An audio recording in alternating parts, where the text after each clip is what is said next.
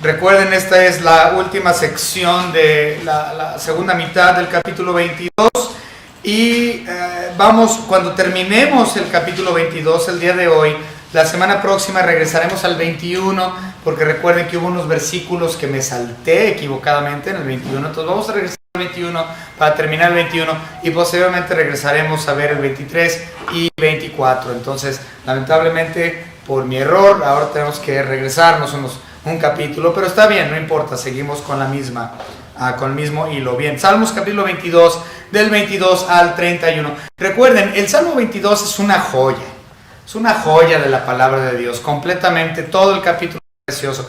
A los primeros versículos, hasta el versículo 21, como ya lo habíamos mencionado la semana pasada, tienen que ver con la crucifixión de nuestro Señor Jesucristo. Habíamos mencionado que Mateo, Marcos, Lucas, Juan, lo que son los evangelios, más aparte Isaías 53 y Salmos 22, son los capítulos que hablan más acerca del sufrimiento de nuestro Señor Jesucristo en la cruz, especialmente Salmos 22 e Isaías 53. De hecho, hay más información de su sufrimiento en Salmos 22 e Isaías 53 que en los otros 4 evangelios. Ahora, recuerden, tenemos que entender esto y recordar, no que lo podemos olvidar, que estos 3 capítulos, 22, 23 y 24, los 3 son mesiánicos. Los 3 son mesiánicos, por lo tanto, tienen doble referencia hermenéuticamente hablando. Es decir, la primera referencia que tiene que ver con los tiempos de David, lo que David estaba experimentando, lo que David estaba sufriendo, lo que David estaba viviendo en su momento. Pero lo que él escribió no nada más atañe a lo suyo y su tiempo, sino a un tiempo futuro, incluso de David. Habla del nacimiento de nuestro Señor Jesucristo, de su muerte de cruz, de su resurrección, de su ascensión. Recuerden, tenemos que ver Salmos 22, 23 y 24 como esa trilogía. 22, lo que Dios hizo, Cristo hizo, murió en la cruz. 23, lo que hace como nuestro sumo sacerdote en el presente. 24, lo que hará en el futuro como Rey de Reyes. Pero en esta ocasión, estos versículos del Salmos 22, estos últimos, también son de doble referencia. Obviamente tiene que ver con la vida de David, lo que estaba experimentando, pero incluso habla acerca de cuestiones escatológicas. Habla de algo más allá de incluso el nacimiento de nuestro Señor Jesucristo. Habla del reino milenial. Entonces esto es escatológico en su segunda referencia, ¿okay? Lo cual es muy muy interesante. Esta tarde vamos a ver acerca de algunos resultados de la muerte y resurrección de nuestro Señor Jesucristo. Naturalmente sabemos el resultado más grande fue la salvación, ¿sí? Nuestro Señor Jesucristo murió, fue sepultado, fue resucitado, y con ello, con su muerte, sepultura, resurrección y ascensión, es que nuestro Señor Jesucristo trajo realmente trajo la salvación. Él es el autor de la salvación, y por eso ese es el resultado de eso, del evangelio. Entonces vamos a hablar no nada más del resultado de la salvación, sino de qué es el resultado de la salvación de Dios escatológicamente hablando, tanto para el pueblo israelita como también para el pueblo gentil. Vamos a empezar con una oración. Señor Padre, le damos gracias por su bendita palabra. Le pedimos, Señor, que podamos, por medio de su Espíritu Santo, estudiar estos versículos en esta tarde y aprender más acerca de la persona de su Hijo Jesucristo y de las cuestiones que esta porción de la Escritura, de este Salmo 22, hablan, tanto dentro de la vida inmediata de David, como también las cosas futuras, es decir, el reino milenial que su Hijo Jesucristo establecerá al fin de los 7 años de la tribulación. Gracias, Señor, por todo lo que nos ha dado. En nombre de su Hijo Jesucristo, nuestro Salvador. Amén. Muy bien, versículo 22. Anunciaré tu nombre a mis hermanos. Bien. David no puede contenerse. Él está completamente alegre, porque él está seguro que Dios le va a dar la salvación, que le va a dar respuesta al problema que él está viviendo en ese momento.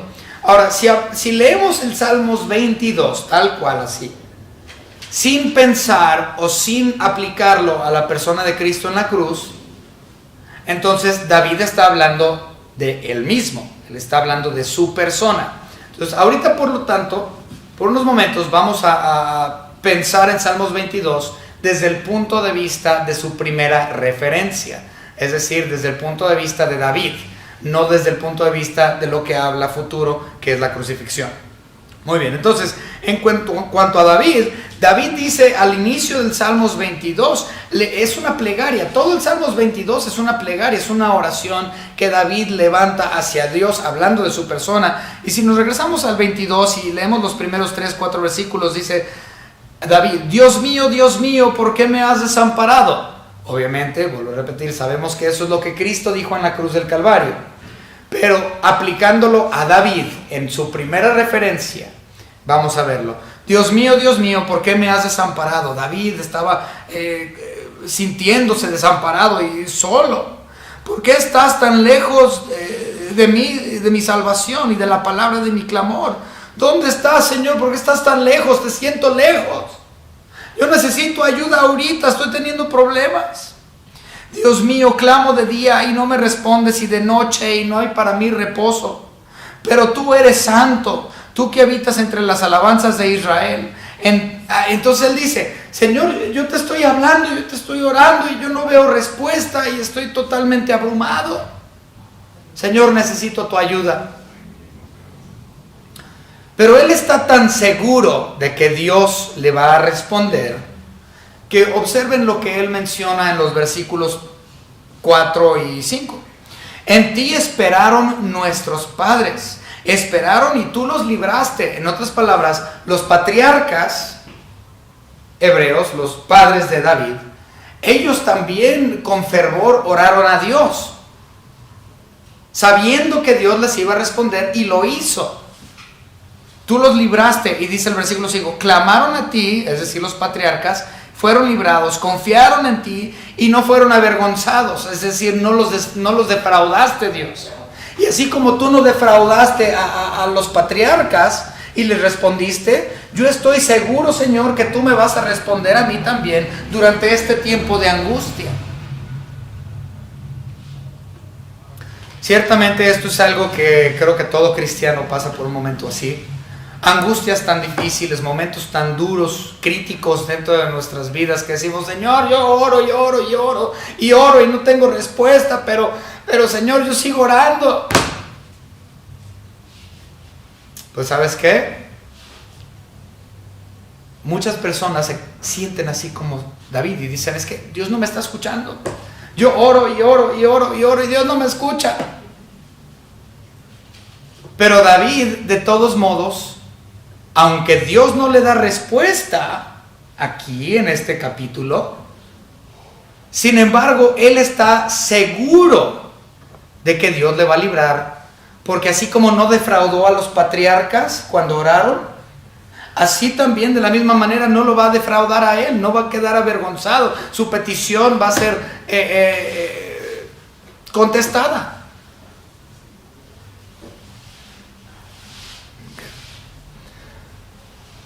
Esto le trae a él un gozo, a tal punto que no puede contenerse. Y dice que él, el versículo 22, anuncia su nombre en medio de la congregación.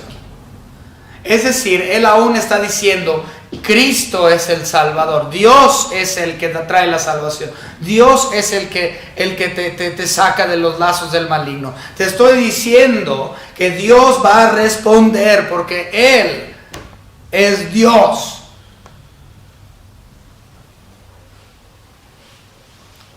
Ahora, él comienza a hacer este anuncio.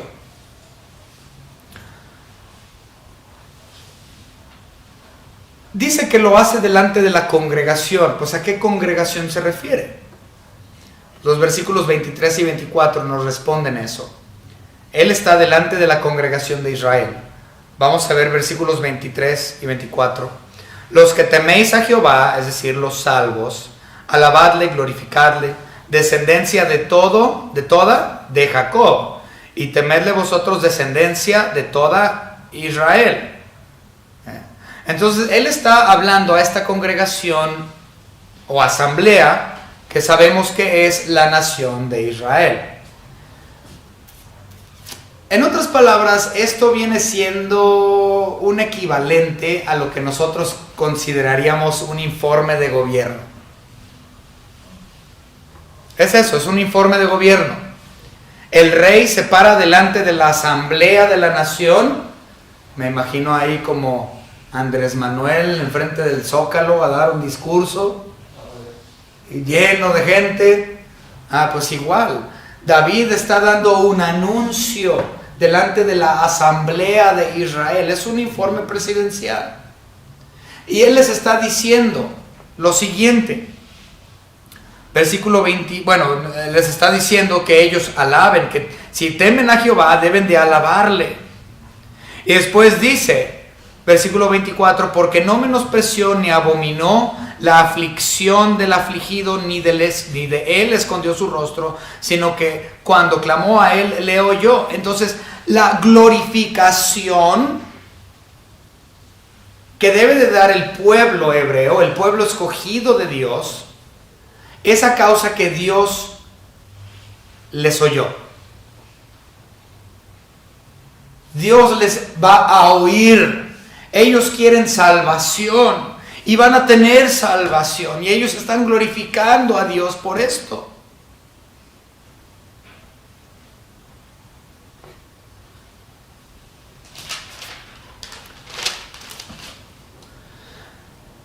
En su doble referencia, que hablamos de la primera referencia, en su doble referencia, es decir, lo que antaña a lo futuro, esto habla acerca del pueblo de Israel, quienes como nación serán salvos durante los 7 años de tribulación. Israel como nación, ellos no temen a Dios porque no conocen a Cristo. Si ellos verdaderamente conocieran a Cristo como su Salvador, entonces podríamos decir, ellos verdaderamente temen a Jehová. Pero ahorita como nación, ellos no son salvos porque han rechazado a Cristo Jesús. Por lo tanto, no hay un temor en este momento por parte de Israel hacia el Dios verdadero. Si fuese así, aceptarían al Hijo. Pero sabemos que ellos le van a aceptar durante los 7 años de tribulación. Acabamos de estudiar en Apocalipsis capítulo 7 acerca de los 144,000 judíos, y ciertamente vamos a ver en Apocalipsis 12 también acerca de los hebreos durante los 7 años de tribulación. Y como nación en ese momento es que ellos van a aceptar a Cristo como su único y propio Salvador, y van a entrar al milenio como una nación salva. Entonces esto no tiene que ver con Israel hoy, tampoco tiene que ver con Israel o la iglesia en ninguna forma, sino tiene que ver con la nación de Israel entrando al milenio, habiendo aceptado a Cristo como Salvador, donde todos Israel teme a Jehová.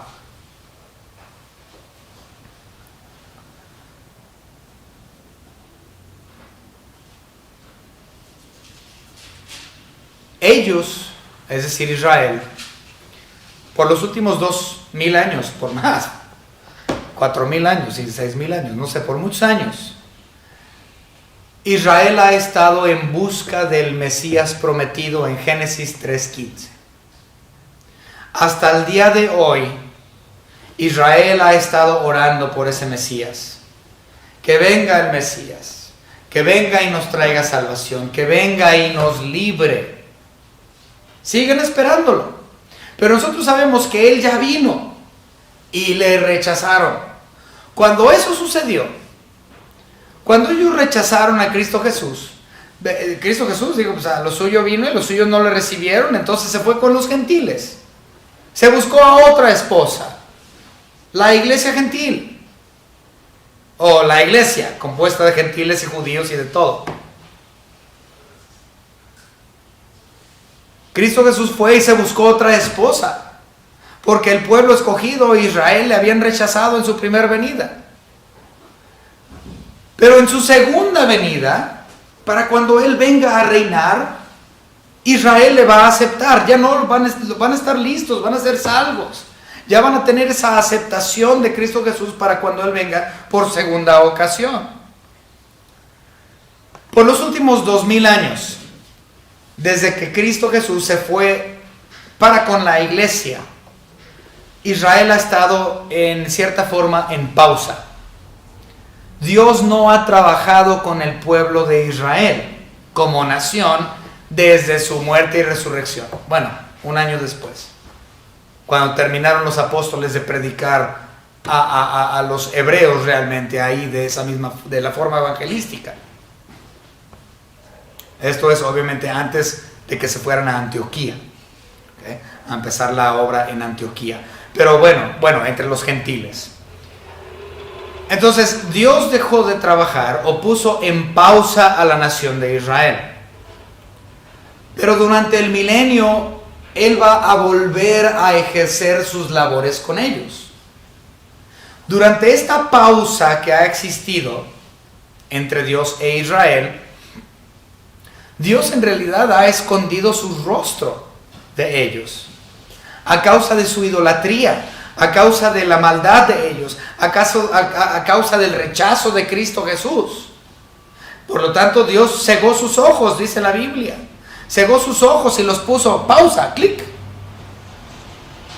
Y escondió su rostro de ellos. Van 2000 años. Pero fíjense lo que dice aquí el versículo. Ni de él escondió su rostro, sino que cuando clamó a él, le oyó. Entonces, esto está hablando cuando nuestro Señor Jesucristo le quite el botón de pausa, ¡cluc!, y comience a reanudar sus labores nuevamente con Israel. Entonces, aquí dice, finalmente Dios nos oyó y no escondió más su rostro de nosotros, sino que se manifestó delante y podemos volver a tener un trabajo íntimo con el Señor. Esto está hablando de la reactivación del trabajo divino con el pueblo israelita. El quitarle la pausa y picarle al play. Entonces vamos a ver en varios lugares de la Biblia donde habla acerca del rostro de nuestro Señor Dios siendo escondido para con el pueblo israelita. Vamos a ver Miqueas. Bueno, ya llegué aquí. Ezequiel capítulo 39, versículo 23. Ezequiel 39, 23. Dice la palabra: y sabrán las naciones que la casa de Israel fue llevada cautiva por su pecado, por cuanto se rebelaron contra mí, y yo escondí de ellos mi rostro, y los entregué en manos de sus enemigos, y cayeron todos a espada. Entonces Dios escondió su rostro, no nada más en el rechazo de nuestro Señor Jesucristo, sino antes de eso, también lo había hecho, por eso fueron a cautiverio. Entonces la historia se repite ahora, y por los últimos 2000 y tantos años, Dios ha escondido su rostro del pueblo israelita a causa de su rebelión. También lo podemos ver en el versículo 24, 39-24. Conforme a su inmundicia y conforme a sus rebeliones hice con ellos, y de ellos escondí mi rostro. Podemos verlo también en Isaías. Isaías capítulo 57 y versículo 17.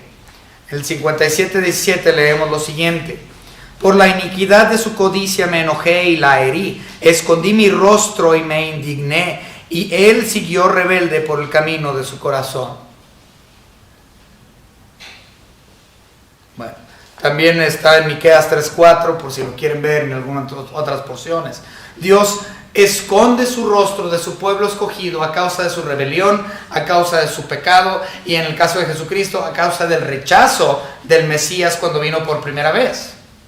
Pero ahora en su segunda venida, la pausa se va a quitar, va Dios a picarle al botón del play y va a reanudar su trabajo con el pueblo de Israel, y ellos serán salvos durante los 7 años de tribulación y entrarán al milenio como nación salva. Versículo 25, 22-25. De ti será mi alabanza en la gran congregación, mis votos pagaré delante de los que le temen. A causa de la respuesta que sería dada acerca de la salvación, o que será dada para Israel, David le alaba, bueno, en la primera referencia, David, o como, sí, en la primera referencia, David le alaba pagando sus votos delante del pueblo como testigo ha hecho. Entonces él dice, yo hice votos con Dios, dice David, y porque Dios responde acerca de su salvación, dice, yo voy a llevar a cabo mis votos delante de toda la congregación. Es decir, lo que yo le prometí a Dios, yo lo voy a enseñar o mostrar delante de todos para que todo el mundo vea lo magnífico que es Dios. Yo doy mis votos que yo prometí a causa de quien Él es. Ahora, hoy día, en la edad de la iglesia, no se nos pide en el Nuevo Testamento, en ninguna parte, que nosotros hagamos votos o mandas. Yo sé que dentro del catolicismo hay muchas mandas. Señor Diosito, por favor, si tú curas a mi abuelita, me hago un collar de espinas y me doy de latigazos, o yo qué sé. O me voy de rodillas a Talpa, etc. Entonces, realmente, aunque eso es algo culturalmente aceptable dentro de nuestro país, por ser un país mayormente católico, esto no viene en la Biblia. La Biblia nunca nos dice que hagamos votos, la Biblia no nos dice que hagamos mandas.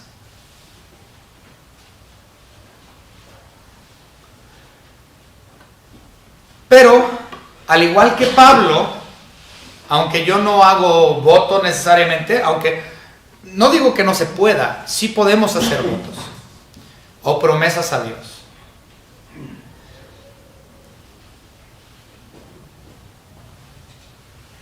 Pero como Pablo, realmente lo que hacemos, nuestro servicio hacia Él, no es por manda o no es por voto, sino es por deuda.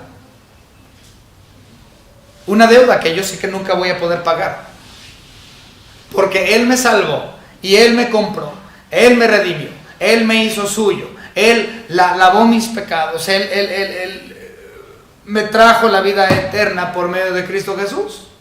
A causa de eso yo tengo una deuda enorme la cual nunca voy a poder pagar. Entonces, mi servicio a Él no es por cuestión de manda o por cuestión de voto, sino por amor en esclavitud perpetua a aquel quien me compró.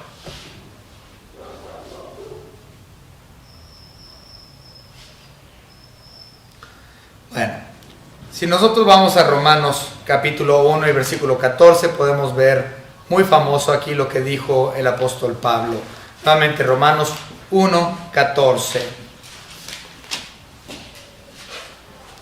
A griegos y a no griegos, a sabios y a no sabios, soy deudor. Él le debía las buenas nuevas a todo aquel que cruzara caminos con el apóstol Pablo. De igual manera, nosotros somos deudores, una deuda impagable, que lo hago por amor a Jesucristo, pero no es por cuestión de voto. Pero, ahí les va, si usted ha hecho un voto para con Dios o has prometido algo, entonces tu voto debe de ser hecho delante de la congregación, si es posible, para dar testimonio y honra y gloria a Dios por lo que Él es, por quien Él es y por lo que Él ha hecho.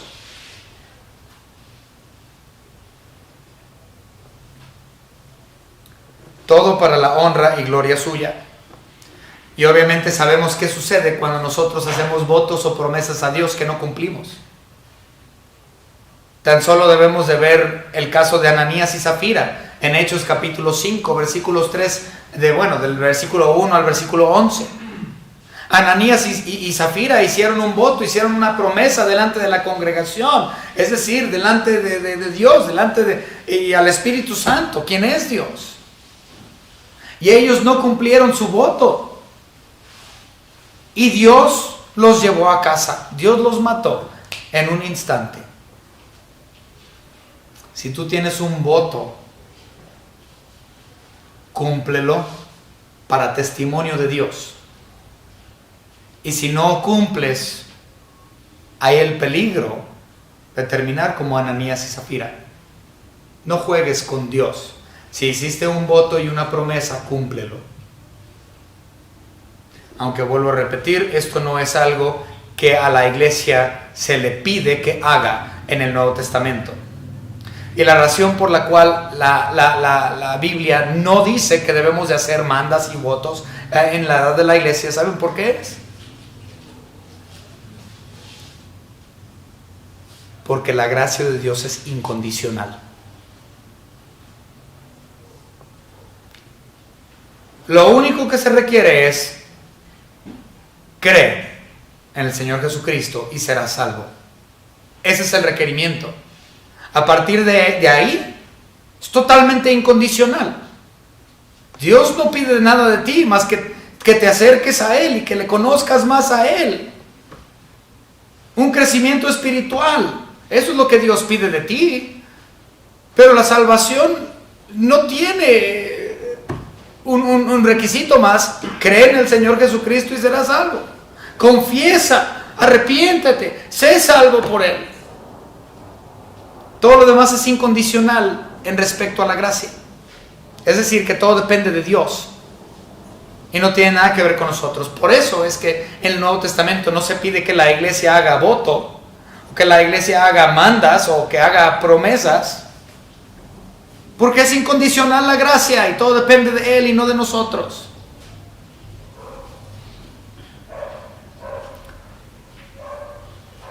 Continuamos. Versículo 26. Comerán los humildes y serán saciados, alabarán a Jehová, los que le buscan, vivirá vuestro corazón para siempre. Durante la tribulación, Israel tendrá un tiempo muy horrible.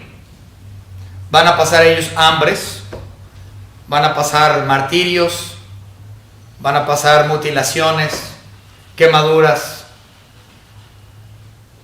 van a ser decapitados por nombre de Él, van a tener sed. Durante esos 7 años de tribulación, Israel va a estar completamente insatisfecho con las cosas de este mundo, pues no tendrán nada, tendrán carencias, tendrán persecución, tendrán dolor. Todo esto lo podemos ver en Apocalipsis capítulo 12.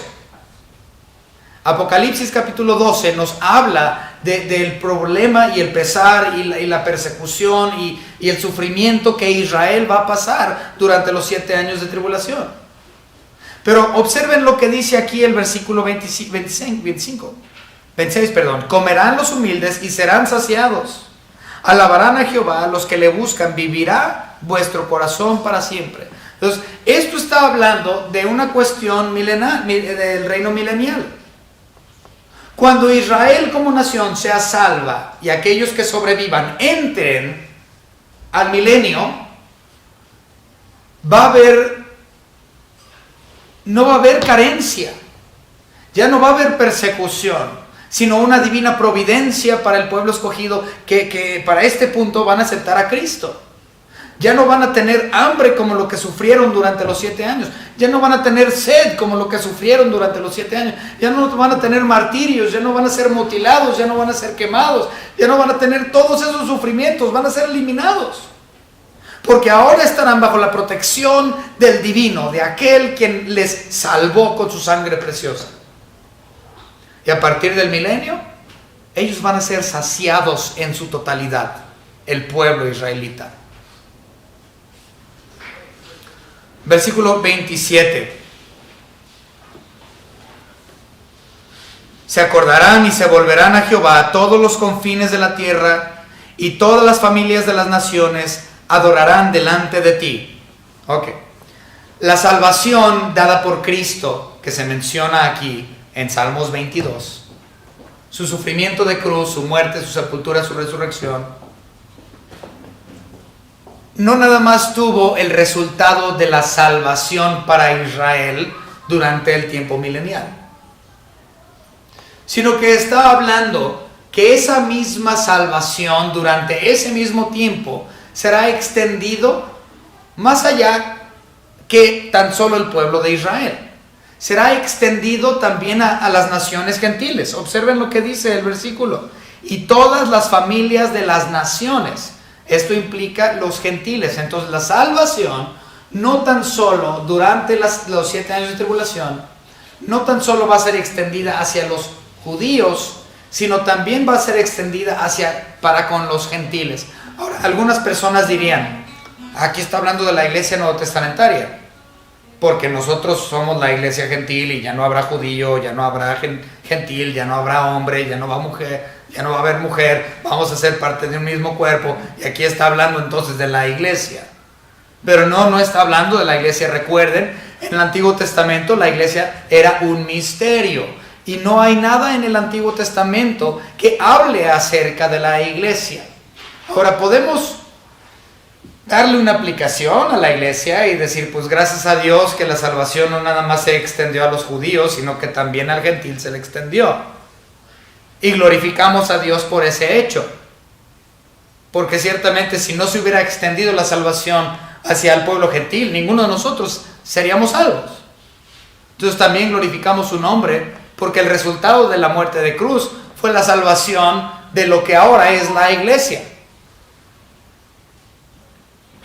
Tanto judío como gentil, en un solo cuerpo. Sin embargo, esto no está hablando de la iglesia de ninguna manera, aunque se puede aplicar fácilmente. Recuerden, esto está hablando de los 7 años de tribulación y un poco antes de entrar al milenio, y después el reinado, claro, de 1000 años. Entonces, durante los 7 años de tribulación, la salvación se extenderá no solo a los hebreos, sino a los gentiles también. Versículo 28. Porque de Jehová es el reino. Pues ¿de qué reino estamos hablando? Pues está hablando del reino milenial. Porque de Jehová es el reino y él regirá las naciones. Automáticamente sabemos que por default, sabemos que esto está hablando del milenio, porque al día de hoy nuestro Señor Jesucristo no ha reinado sobre las naciones. Él reina en los corazones de aquellos que le hemos aceptado, sí. Y claro, sabemos que Él es soberano y Él pone reyes y Él quita reyes, sí. Entonces, en esa forma, sí es el rey del planeta Tierra. Pero no se ha sentado en el trono como el Antiguo Testamento menciona que debe de suceder. Él todavía no ha regido físicamente el planeta entero, desde su trono aquí. Eso no ha sucedido todavía. Entonces, esto está hablando claramente del reino milenial, cuando nuestro Señor Jesucristo venga y reine por ese tiempo de 1000 años. Versículo 29. Comerán y adorarán todos los poderosos de la tierra. Se postrarán delante de Él todos los que descienden al polvo.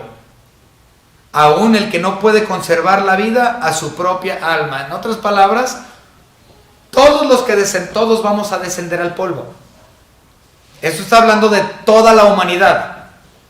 Todo el que desciende al polvo, es decir, porque dice la Biblia, de polvo eres y al polvo volverás. Entonces, todo ser humano, mujer, hombre, niño, niña, anciano, judío, gentil, no importa. Los hombres poderosos que menciona aquí. ¿Okay? Todo mundo vamos a descender al polvo. Es decir, que toda la humanidad le adorará. Pues, eso todavía no ha ocurrido. En la actualidad no todos los que descendemos al polvo, es decir, no toda la humanidad, honra y glorifica y adora a nuestro Señor Dios, y ciertamente no todos los que descendemos al polvo somos salvos en este momento. No todos adoran a Cristo, no todos dicen Señor. Hay gente que adora a Satanás. Hay gente que adora a Haile Selassie. Hay gente que adora a Buda. Hay gente que adora, bueno, que es Siddhartha Gautama. Hay otros que, no sé, tienen adoración por... En India adoran a las vacas y las imágenes con 8 brazos. ¿Ok? No todos están adorando a Cristo como Rey de Reyes y Señor de Señores. Por lo tanto, ese versículo sabemos que está hablando también de un tiempo futuro, cuando toda lengua confesará y toda rodilla se arrodillará delante de nuestro Señor. Vamos a ver Romanos capítulo 14.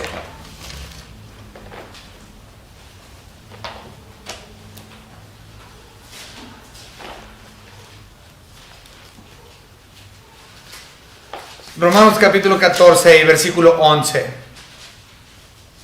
Porque escrito está, vivo yo, dice el Señor, que ante mí se doblará toda rodilla y toda lengua confesará a Dios. Esto no ha ocurrido todavía. Y dice como está escrito. Dice como está escrito porque obviamente viene en el Antiguo Testamento. Entonces vamos a ver el original en el Antiguo Testamento, Isaías capítulo 45, y vamos a leer los versículos 22 y 23. Dice la palabra: mirad a mí y sed salvos todos los términos de la tierra, porque yo soy Dios y no hay más. Por mí mismo hice juramento, de mi boca salió palabra de justicia y no se revoca a quien. A mí se doblará toda rodilla y jurará toda lengua. Esa es la original. Pablo lo utilizó a su carta a los romanos y también a los filipenses en Filipenses 2, 10 y 11. El asunto es, en el día actual, no toda rodilla se inclina, no toda lengua confiesa, no todos tienen a Cristo como en su corazón, no todas las familias de la tierra le glorifican. Pero en un futuro esto sí pasará.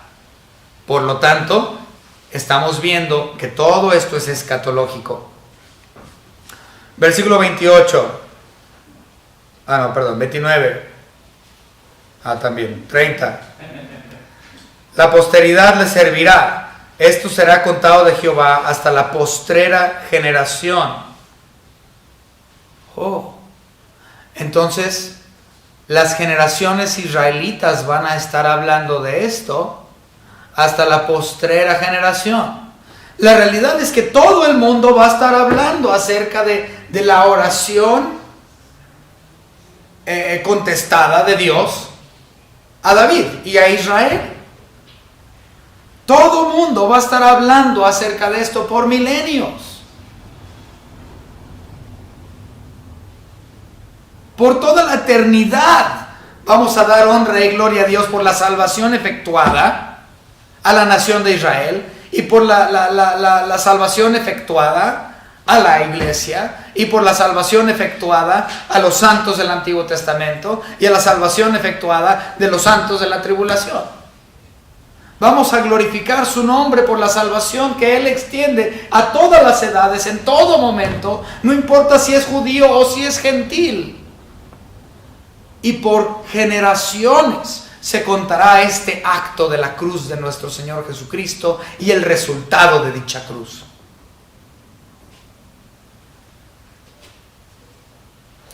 Vendrán y anunciarán su justicia a pueblo no nacido aún. Anunciarán que Él hizo esto. Wow. Incluso naciones que todavía no habían llegado a existir en los tiempos de David. Él dijo, naciones que aún no han existido, ellos también van a hablar de lo que Cristo hizo en la cruz y de los resultados de dicha muerte. No solo las generaciones israelitas van a hablar y dar gloria y honra por todas las generaciones, sino naciones gentiles que todavía no han llegado a existir, dice David, esas naciones también van a estar hablando de los resultados de la cruz de Cristo.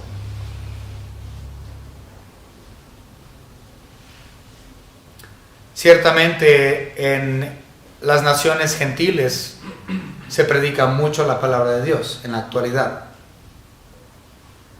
pero no va a ser nada en comparación al tiempo del reino milenial, cuando todos tengamos el acto del Evangelio en nuestras bocas de forma constante, de todas las naciones y de todo humano durante esos 1000 años de reinado. Hay personas que dicen, tú nada más hablas de Cristo, tú nada más hablas de la Biblia, no tienes otra conversación, no sabes de otra cosa, es una cucaracha de iglesia. La realidad es que no hay otra cosa. Dice Isaías 48, que todo va a ser marchito, séquese la hierba, marchítese la flor, mas la palabra del Señor nuestro prevalece para siempre. Si eso es lo único que va a prevalecer, entonces, ¿de qué más hay que hablar? ¿Qué otros temas existen? Obviamente pues nos divertimos y hablamos de otros temas, pero lo único que realmente importa es el tema de Cristo Jesús y su palabra y el Evangelio. Y aún así las personas dicen, yo quiero ir al cielo, pero aquí no lo viven. Entonces, ¿para qué quieres ir al cielo si en la eternidad la única conversación que va a haber es la de Cristo? No vamos a hablar de otra cosa, es lo único que va a prevalecer, es lo único que vamos a amar y glorificar, es lo único que vale la pena. No hay otras conversaciones. Un día en el futuro, toda conversación va a apuntar a Cristo Jesús. Gracias a la salvación dada por medio de Cristo en la cruz del Calvario. Y nosotros como iglesia debemos de estar en oración por su segunda venida, para que pronto ese tiempo milenial y posteriormente la eternidad llegue y podamos nada más gozarnos de Cristo y olvidarnos de todo lo demás. Vamos a orar. Señor Padre, le damos gracias por su palabra. Gracias, Señor, por este precioso, hermoso salmo acerca de la muerte de nuestro Señor Jesucristo, el sufrimiento de cruz. Y le damos gracias, Señor, por los resultados de esa salvación, la cual en el tiempo futuro